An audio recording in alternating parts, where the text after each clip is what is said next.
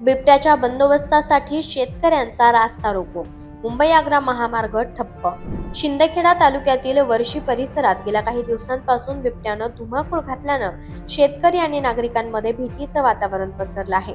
बिबट्याचा तत्काळ बंदोबस्त करावा या मागणीसाठी जिल्हा परिषद माजी सदस्य ललित वारुडे यांच्या नेतृत्वाखाली आज शेतकऱ्यांनी मुंबई आग्रा राष्ट्रीय महामार्गावर रास्ता रोको आंदोलन केलं. शिंदखेडा तालुक्यातील कमखेडा फाटा या ठिकाणी हे आंदोलन करण्यात आलं. या परिसरात बिबट्याचा अनेक दिवसांपासून वावर असून शेतात कामासाठी जाणं, जनावरे चारण्यासाठी नेणं तसेच रात्रीच्या वेळी घराबाहेर पडणं धोकादायक झालंय.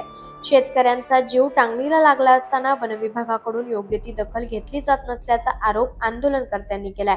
वारंवार तक्रारी करूनही बिबट्याचा बंदोबस्त न झाल्यानं शेतकऱ्यांमध्ये तीव्र संताप व्यक्त करण्यात आलाय.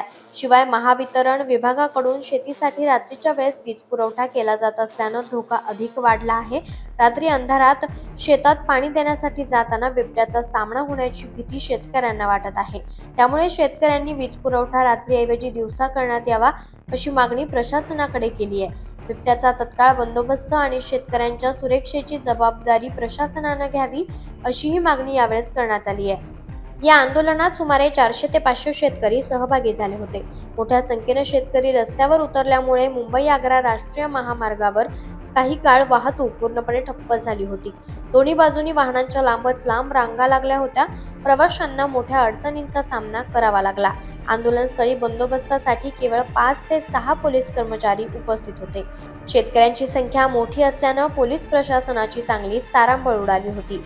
संबंधित अधिकाऱ्यांनी आंदोलनकर्त्यांशी चर्चा करून त्यांच्या मागण्या वरिष्ठ पातळीवर कळवण्याचे आश्वासन दिल्यानंतर काही वेळानं आंदोलन मागे घेण्यात आलं.